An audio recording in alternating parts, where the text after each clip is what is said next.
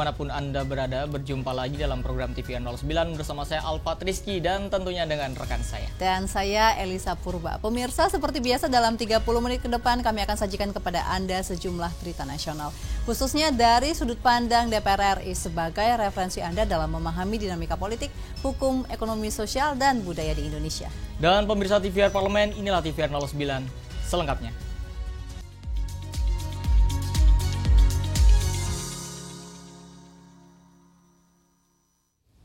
Pemirsa, anggota Komisi 11 DPR RI Melkias Markus Mekeng menyatakan kesepakatan dengan Amerika Serikat merupakan langkah positif dalam perdagangan. Indonesia perlu fokus pada investasi proyek strategis dalam negeri yang memiliki potensi pertumbuhan tinggi.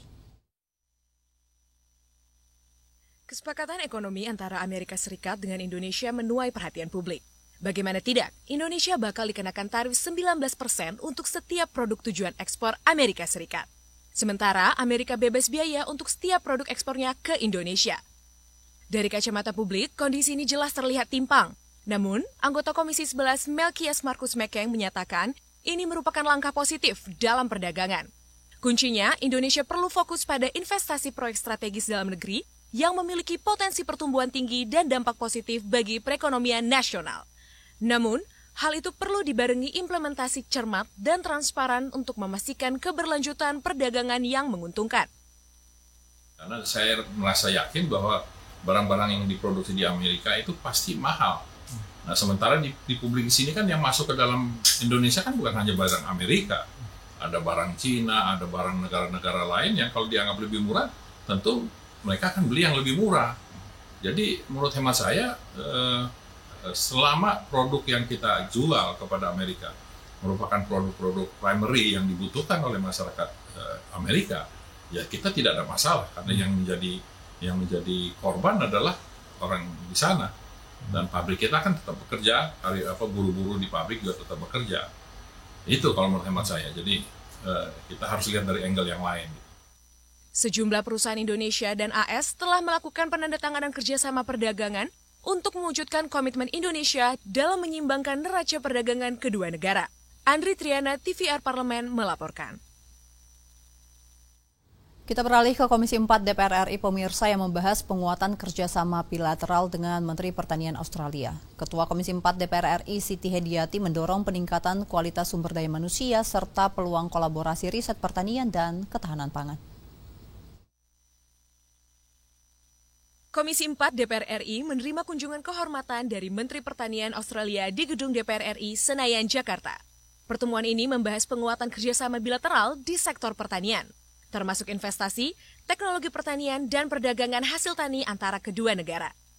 Ketua Komisi 4 DPR RI, Siti Hediati menjelaskan, Menteri Pertanian Australia banyak berdiskusi tentang peluang kerjasama strategis dalam pengembangan pertanian berkelanjutan. Di antaranya terkait peningkatan kualitas sumber daya manusia, serta peluang kolaborasi riset pertanian dan ketahanan pangan.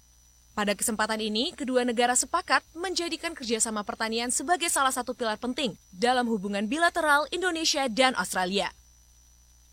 Kami membicarakan berbagai hal, hubungan dagang terutama di sektor pertanian, di mana sektor pertanian ini kita masih mengalami defisit perdagangan, di mana import Australia ke Indonesia jauh lebih banyak dari ekspor kita. Jadi kita bicarakan bagaimana caranya supaya Indonesia bisa mengekspor lebih banyak lagi produk-produk pertanian, misalnya seperti buah-buahan dan sebagainya. Komisi 4 DPR RI menekankan pentingnya tindak lanjut dari pertemuan ini, sehingga kerjasama tidak berhenti di tahapan diplomatik, namun berlanjut ke aksi nyata. Sinergi antara parlemen dan kementerian terkait diharapkan dapat mempercepat terobosan kebijakan, serta membuka peluang ekspor baru. Julian, TVR Parlemen, melaporkan. Pemirsa, DPR RI menilai tragedi kecelakaan kapal motor penyeberangan atau KMP Tunu Pratama Jaya menjadi momentum perbaikan kinerja pengawasan pelayaran. Dan informasi selengkapnya kami hadirkan usai jeda, tetaplah di TVR 09.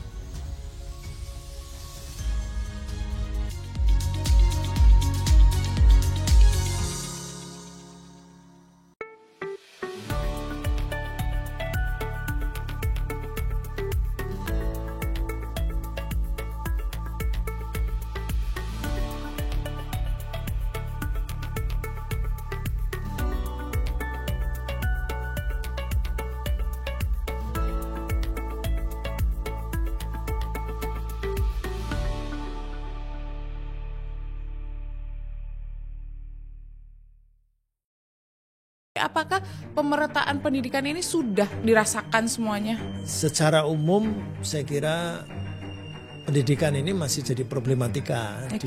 Bahkan khusus untuk literasi, OECD menyebut bahwa dari 61 negara kita nomor 60, kan malu.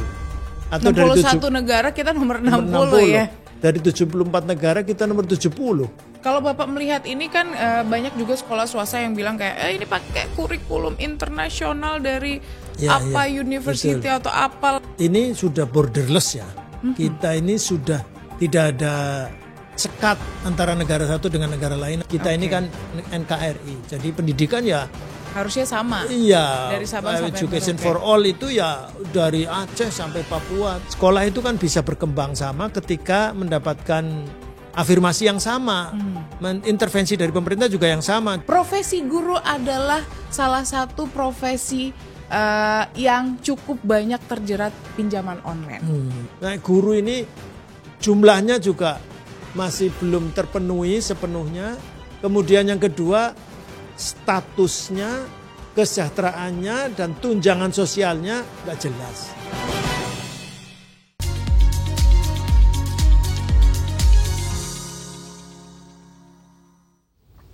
Pemirsa, Komisi 5 DPR RI menilai adanya unsur kelalaian terhadap kecelakaan KMP Tunu Pratama Jaya akibat overload muatan. Anggota Komisi 5 DPR RI Hamka Bakokadi mendesak Kementerian Perhubungan bertanggung jawab secara penuh terkait kelayakan kapal sebelum beroperasi. Kecelakaan KMP Tunu Pratama Jaya dengan rute Ketapang Gilimanuk di perairan Selat Bali pada 2 Juli 2025 lalu menimbulkan banyak desakan pasca KNKT menyampaikan temuan terkait overload muatan sebagai pemicu tenggelamnya kapal tersebut. Komisi 5 DPR RI menilai adanya unsur kelalaian sehingga tragedi ini perlu masuk ke ranah pidana. Anggota Komisi 5 DPR RI Hamka Bakokadi menekankan, tragedi ini menjadi momentum perbaikan kinerja pengawasan pelayaran terutama terkait pemenuhan standar keselamatan dan kelayakan kapal. Selain itu, ia menekankan bahwa Kementerian Perhubungan harus bertanggung jawab secara penuh terkait kelayakan kapal untuk berlayar. Kecelakaan ini sebenarnya saya tidak mau lihat lagi kecelakaan beruntun lagi. Belum selesai kesedihan kita di Tunu Pratama ini, ada lagi kapal yang tenggelam di Barcelona di Manado. Berdasarkan hasil temuan daripada KNKT sementara bahwa ada sesuatu proses pembiaran yang harus dilakukan pemeriksaan sebelum berangkat kapal itu tidak dilakukan. Lebih lanjut, Hamka Baco menegaskan perlunya evaluasi menyeluruh terhadap fungsi dan tanggung jawab Kesyah Bandaran dan Otoritas Pelabuhan atau KSOP berdasarkan Undang-Undang Nomor 17 Tahun 2008 untuk mengantisipasi insiden kecelakaan kapal penumpang yang menimbulkan korban jiwa. Dari Banyuwangi, Jawa Timur, Tiara Mustika, TVR Parlemen melaporkan. Pemirsa, tingginya kasus TPPO di NTT disebabkan oleh minimnya lapangan kerja dan kondisi ekonomi yang rentan. Anggota Komisi 3 DPR RI Stefano Rizky Adranakus mendorong Polda NTT membuka hotline khusus guna penguatan aspek pencegahan terhadap TPPO. Nusa Tenggara Timur tercatat sebagai salah satu kantong utama tindak pidana perdagangan orang atau TPPO di Indonesia. Sejumlah faktor struktural, sosial, dan budaya menjadi penyebab tingginya kerentanan masyarakat terhadap praktik perdagangan manusia, khususnya dalam pengiriman tenaga kerja ke luar negeri secara non-prosedural. Anggota Komisi 3 DPR RI Stefano Rizky Adranakus mengusulkan penguatan aspek pencegahan terhadap TPPO. Polda NTT dapat membuka hotline khusus untuk mendeteksi potensi tindak perdagangan orang secara dini. Tingginya kasus TPPO di NTT disebabkan oleh minimnya lapangan kerja dan kondisi ekonomi masyarakat yang tergolong rentan, sehingga dimanfaatkan oleh jaringan mafia perdagangan orang. Kasus-kasus terkait TPPO dan kekerasan seksual lebih dikuatkan aspek pencegahannya. Ya, tadi saya menganjurkan untuk Pak Kapolda membuka hotline khusus agar masalah-masalah seperti ini bisa cepat ditangani sebelum viral seperti itu. Tadi juga sempat mendapatkan paparan dari Pak Kapolda NTT bahwa beliau sudah melakukan koordinasi intens dengan Pemda dan lintas organisasi seperti BP3MI untuk menguatkan aspek pencegahan dan melakukan penyuluhan-penyuluhan terhadap bahayanya tindak pidana perdagangan orang.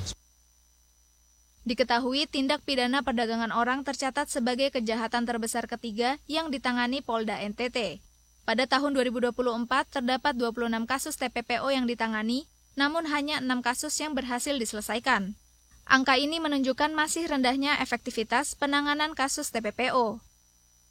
Dari Kupang NTT, Hendra Sunandar, TVR Parlemen, melaporkan. Rancangan undang-undang tentang jabatan hakim melibatkan sejumlah universitas untuk menyerap masukan dari Mahkamah Agung dan Komisi Yudisial. PLT Kepala Badan Keahlian Sekjen DPR RI Lydia Suryani Widawati mengatakan proses uji publik telah dilakukan secara intensif sejak 16 Juli lalu. Dalam upaya menyusun rancangan undang-undang tentang jabatan hakim yang komprehensif dan akuntabel, Pusat Perancangan Undang-Undang Bidang Politik, Hukum dan Hak Asasi Manusia Badan Keahlian DPR RI berkolaborasi dengan sejumlah universitas untuk menyerap masukan dari Mahkamah Agung dan Komisi Yudisial. PLT Kepala Badan Keahlian DPR RI Lydia Suryani Widawati menjelaskan, proses uji konsep dan juga konsultasi publik telah dilakukan secara intensif. Sejak 16 Juli lalu, berbagai pihak telah diundang untuk memberikan pandangan, termasuk perwakilan Mahkamah Agung dan Komisi Yudisial. Menurutnya, FGD yang digelar di Indonesia Timur melibatkan Universitas Hasanuddin, Udayana, Cendrawasih, dan Patimura adalah upaya meningkatkan meaningful participation yang diharapkan dapat menyempurnakan RUU tersebut. Badan Keahlian sudah melakukan beberapa MOU dengan banyak universitas dan juga perjanjian kerjasama dengan beberapa fakultas hukum.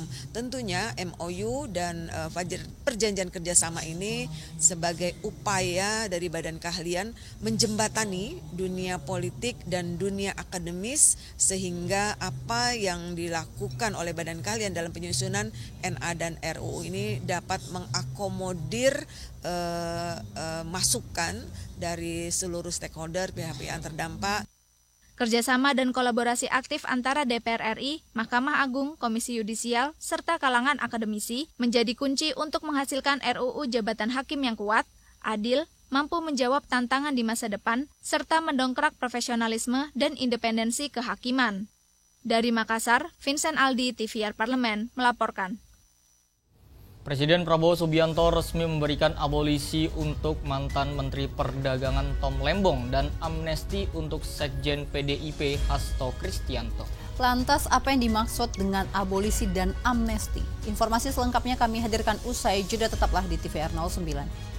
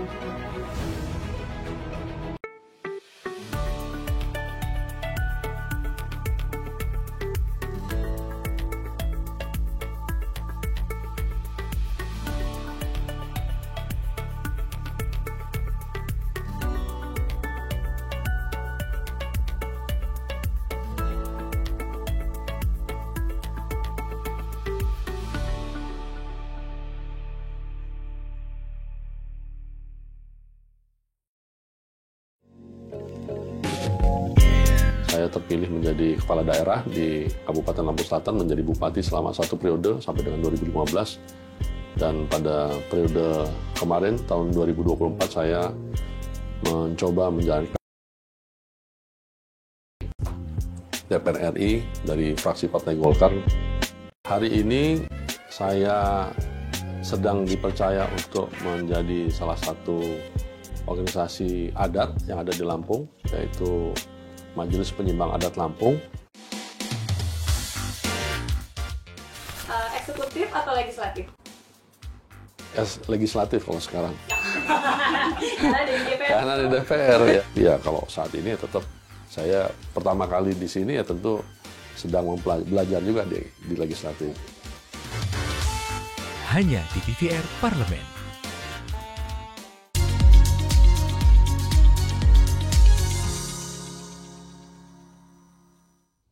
Anda kembali menyaksikan TVR 09. Pemirsa, pada Kamis 31 Juli 2025, DPR RI telah menyetujui pemberian abolisi kepada Tom Lembong dan juga amnesti kepada Hasto Kristianto. Hingga saat ini, Presiden Republik Indonesia dari masa ke masa telah mengeluarkan beberapa keputusan formal terkait amnesti dan abolisi.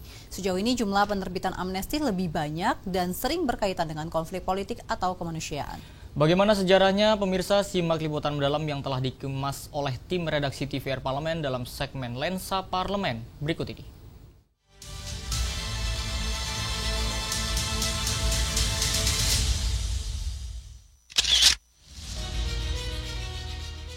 Atas pertimbangan persetujuan DPR RI tentang pemberian abolisi terhadap saudara Tom Lembong. Yang kedua adalah pemberian amnesti terhadap 1.116 orang yang telah terpidana diberikan amnesti. Presiden Prabowo Subianto resmi memberikan abolisi untuk mantan Menteri Perdagangan Tom Lembong dan amnesti untuk 1.116 terpidana. Pemberian abolisi dan amnesti itu sudah disetujui DPR RI pada Kamis 31 Juli 2025. Abolisi sendiri merupakan hak prerogatif Presiden dan kewenangan konstitusional Presiden untuk menghapuskan seluruh akibat hukum dari putusan pengadilan atau menghapuskan tuntutan pidana kepada seorang terpidana. Sementara amnesti adalah hak prerogatif Presiden berupa pencabutan semua akibat hukum pidana terhadap seseorang atau kelompok orang atas tindak pidana tertentu yang diberikan dengan memperhatikan pertimbangan DPR. Hingga saat ini, Presiden Republik Indonesia dari masa ke masa telah mengeluarkan beberapa keputusan formal terkait amnesti dan abolisi, mulai dari era Presiden Soekarno hingga Presiden Prabowo pada tahun 2025. Tercatat, setidaknya 6 peristiwa penerbitan abolisi secara formal berdasarkan keputusan Presiden dari masa Presiden Soeharto, B.J. Habibie, Abdurrahman Wahid, hingga Presiden Prabowo. Sedangkan jumlah penerbitan amnesti lebih banyak dan sering berkaitan dengan konflik politik atau kemanusiaan, termasuk dalam pembebasan narapidana politik serta beberapa kasus pidana umum seperti pemberian amnesti dan abolisi kepada orang-orang yang terkait pemberontakan DITII Kahar Mujakar di Sulawesi Selatan. Ada juga beberapa tokoh separatis yang diberikan abolisi untuk mengakhiri konflik politik, seperti abolisi kepada para ribuan pengikut gerakan Fretilin di Timur Timur. Presiden Abdurrahman Wahid atau Gus Dur juga pernah memberikan amnesti kepada aktivis penentang Orde Baru seperti Budiman Sujatmiko dan lainnya. Yang teranyar, DPR RI menyetujui permintaan abolisi untuk terdakwa kasus impor gula Thomas Trikasih Lembong dan amnesti untuk 1.116 orang yang telah terpidana.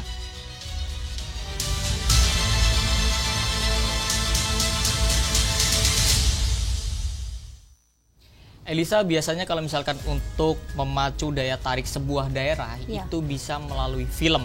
Betul. Nah, salah satunya Laskar Pelangi ini menjadi salah satu film terpopuler pada masanya. Nah, ternyata film ini tidak hanya indah dari segi cerita, tapi juga menyajikan pemandangan yang tak kalah indahnya, yakni Pulau Belitung. Betul sekali, karena memang popularitas dari Pulau Belitung ini ada berkat film Laskar Pelangi yang melahirkan beberapa destinasi ikonik tentunya, Alfat, yang kita sering temui di filmnya. Dan ini menarik wisatawan baik domestik maupun dari mancanegara. Nah pemirsa, apa saja destinasi tersebut? Usai jeda kami hadirkan informasinya, tetaplah di TVR 09.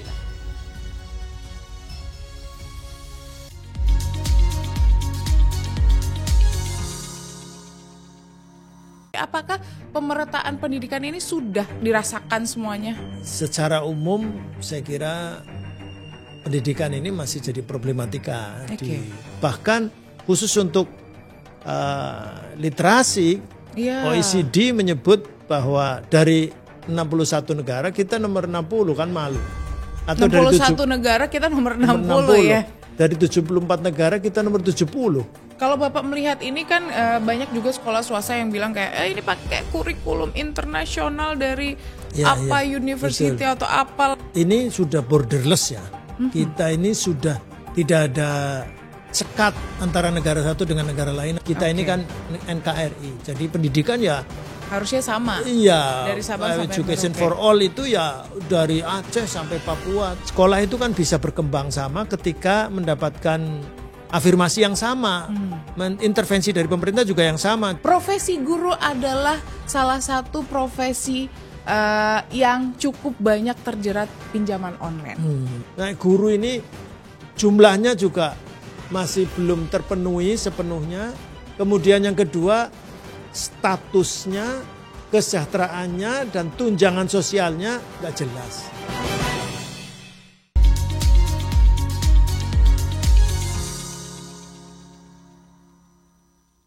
Pemirsa juga Alfa, tadi kita sudah membahas mengenai keindahan Pulau Belitung yang terkenal dari film Laskar Pelangi ini. Dan memang menjadi daya tarik, ada replika sekolah Laskar Pelangi, tentu sering lihat ya Alfa ya? Tentu, apalagi bagi pemirsa nih, era-era seperti kita kali ya, yang dulu suka nonton Laskar Pelangi, banyak sekali destinasi-destinasi wisata yang ditampilkan dalam film tersebut. Dan setelah film tersebut rilis, itu banyak sekali yang akhirnya ke Belitung. Mengunjungi Belitung tentunya. Tapi memang tidak hanya replika sekolah, Alfat, ada juga jalan-jalan ke Belitung ini, kalau belum ke pantai rasanya belum lengkap ya Alfat. Karena kan utamanya kan Belitung adalah pantai ya. Karena salah satunya adalah Pantai Tanjung Tinggi. Pantai ini tidak hanya memanjakan mata pemirsa, tetapi juga menjadi tujuan utama ketika berkunjung ke Pulau Belitung. Nah, tentu kali ini di Intips kali ini kami akan mengajak Anda pemirsa untuk menikmati pesona keindahan Pulau Belitung. Selengkapnya dapat Anda saksikan pada segmen Intips, informasi dan tips untuk Anda.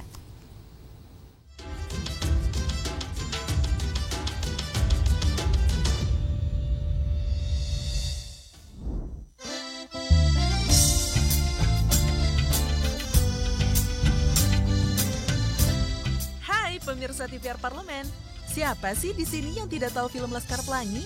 Film yang diangkat dari sebuah novel karya Andrea Hirata ini pasti sudah banyak yang tahu dan nonton filmnya dong. Sekarang saya akan mengajak pemirsa untuk bernostalgia dan melihat langsung salah satu lokasi syuting pembuatan filmnya. Yuk langsung saja kita jalan-jalan. Destinasi pertama adalah Pantai Tanjung Tinggi. Berkunjung ke Belitung, tak lengkap rasanya jika tidak ke Pantai Tanjung Tinggi. Berjarak 38 km dari kota Tanjung Pandan, perjalanan menuju Pantai Tanjung Tinggi memakan waktu tempuh sekitar 45 hingga 60 menit dari Bandara Hanan Judin. Pantai Tanjung Tinggi identik dengan batu granit besar di sekelilingnya. Nama Tanjung Tinggi sendiri berasal dari dua kata, yaitu Tanjung yang berarti semenanjung, dan tinggi berarti pantai yang memiliki bebatuan yang tinggi. Air laut jernih berwarna biru muda, pasir putih bertekstur lembut, dan ombak yang bergerak tenang membuat pengunjung betah untuk berlama-lama di pantai ini. Destinasi berikutnya yang tidak boleh terlewatkan ketika berkunjung ke Belitung adalah replika Sekolah Dasar Muhammadiyah Gantong. Bangunan ini terbuat dari kayu beratapkan seng, terletak di tengah tanah lapang beralaskan pasir putih bekas galian timah. Di bagian depan bangunan ini terpampang tulisan SD Muhammadiyah Gantong. Ya, inilah replika SD Muhammadiyah Gantong yang pernah menjadi latar film yang diangkat dari novel fenomenal Laskar Pelangi karya Andrea Hirata. Selain tempat lokasi syuting film Laskar Pelangi, masih banyak lagi tempat yang asyik di Belitung yang wajib pemirsa kunjungi, seperti Pulau Lengkuas. Dari pulau-pulau yang ada di sekitar kawasan Pantai Tanjung Kelayang, mungkin Pulau Lengkuas yang menjadi primadonanya. Selain menjadi tujuan untuk snorkeling, di pulau ini juga terdapat mercusuar yang menjadi daya tarik tersendiri bagi para wisatawan yang berkunjung ke Belitung. Mercusuar setinggi 8 lantai ini berdiri kokoh di tengah Pulau Lengkuas. Selain mercusuar, tempat snorkeling di Pulau Lengkuas juga wajib dicoba bagi pemirsa yang hobi menyusuri keindahan alam bawah laut. Ikan-ikan cantik dengan aneka warna seperti terumbu karang yang indah menjadi sajian pemandangan yang ada di pulau ini. Lokasi berikutnya adalah Danau Kaolin. Sebelum populer sebagai destinasi wisata berkat novel Laskar Pelangi, Belitung lebih dikenal sebagai pusat penambangan timah. Sebagian besar persediaan timah di Indonesia dipasok dari Belitung. Namun tak hanya timah, bumi Belitung juga kaya dengan mineral kaolin. Terletak di desa Air Raya Tanjung Pandan, kubangan tersebut kemudian menjadi danau yang menarik wisatawan. Yang unik dari Danau Kaolin adalah airnya yang jernih berwarna biru muda yang dikelilingi daratan berwarna putih. Sungguh paduan warna yang menakjubkan untuk diabadikan dengan lensa kamera. Belitung tidak hanya menyuguhkan keindahan eksotis dari pantai pasir putihnya dengan airnya yang jernih. Tidak kalah dengan keindahan pesisirnya, Pulau Belitung juga masih menyimpan keindahan destinasi wisata lainnya seperti Bukit Batu Baginde yang sayang untuk dilewatkan. Bukit ini memberikan suguhan alam Belitung dari sisi yang berbeda. Baginde berasal dari kata baginda. Bukit ini diberi nama Bukit Batu Baginde karena batu ini adalah batu yang paling besar di seantero Belitung, sehingga masyarakat menamainya layaknya raja. Bukit Batu Baginde akan menyuguhkan perjalanan hiking ringan yang kemudian dilanjutkan dengan memanjat sebuah batu besar. Untuk menuju ke puncak, pemirsa harus berjuang. Pemirsa harus berjuang menaiki batuan-batuan ademilit yang menjulang tinggi. Perjalanan yang berat itu akan terbayarkan pada saat nanti pemirsa sudah mencapai puncak. Di sini, pemirsa dapat melihat keindahan dan kemegahan Belitung sejauh mata memandang. Masih ada lagi nih tempat wisata di Belitung yang tidak kalah menarik dari tempat-tempat tadi, yakni Pantai Serdang. Pantai ini berjarak sekitar 90 km dari kota Tanjung Pandan. Kalau bicara tentang pantai, di Indonesia kan banyak pantai-pantai yang indah juga. Lalu, apa sih yang menarik dari Pantai Serdang ini? Tidak seperti pantai lain dengan deretan pohon kelapa. Pantai Serdang dihiasi dengan pohon pinus yang indah berjejer dan teduh di sepanjang bibir pantai. Di sana juga banyak kapal nelayan beraneka warna yang membuat pantai satu ini menjadi tampak indah. Inilah yang menjadi daya tarik Pantai Serdang dibanding dengan pantai-pantai lain yang ada di Belitung. Gimana pemirsa TVR Parlemen?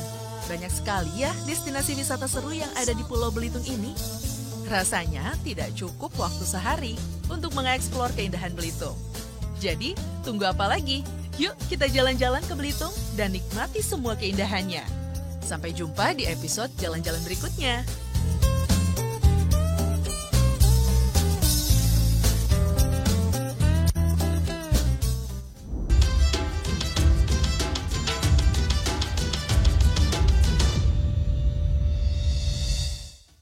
Lengkap banget ya Elisa, kalau misalkan kita berkunjung ke Pulau Belitung tadi, pantainya ada, danaunya ada, ketemu sama replika sekolah yang ada di Laskar Pelangi. Betul, tentu walaupun sudah pernah ke Belitung tapi rasanya ingin mengunjungi Belitung lagi. Dan tentunya tidak harus atau tidak hanya sehari kayaknya kalau ke Belitung. Betul, nggak cukup supaya ya? Puas gitu. Betul ya. sekali. Dan pemirsa, informasi tadi sekaligus menutup jumpa kita pagi ini, dan di penghujung acara kami informasikan kepada Anda bahwa saat ini DPR RI sedang memasuki masa reses, di mana seluruh anggota Dewan kembali ke daerah pemilihannya masing-masing untuk melaksanakan fungsi representasi DPR, menyerap dan menindaklanjuti dan memberikan pertanggungjawaban kepada konstituen di daerah pemilihannya. Dan sejumlah agenda serta program DPR RI lainnya tentunya masih dapat Anda saksikan secara langsung di TVR Parlemen pemirsa melalui kanal utama, kanal komisi dan juga kanal alat kelengkapan Dewan lainnya. Dapat juga Anda akses di website kami di tvrparlemen.dpr.go.id. Dan pemirsa, demikianlah TVR 09 edisi pagi ini. Kami segenap kru TVR Parlemen yang bertugas tentunya mengucapkan terima kasih telah setia menyaksikan TVR 09. Saya Elisa Purba dan juga rekan saya Salvat Rizky. Pemirsa, sampai berjumpa kembali di TVR 09 selanjutnya. TVR Parlemen, referensi Indonesia.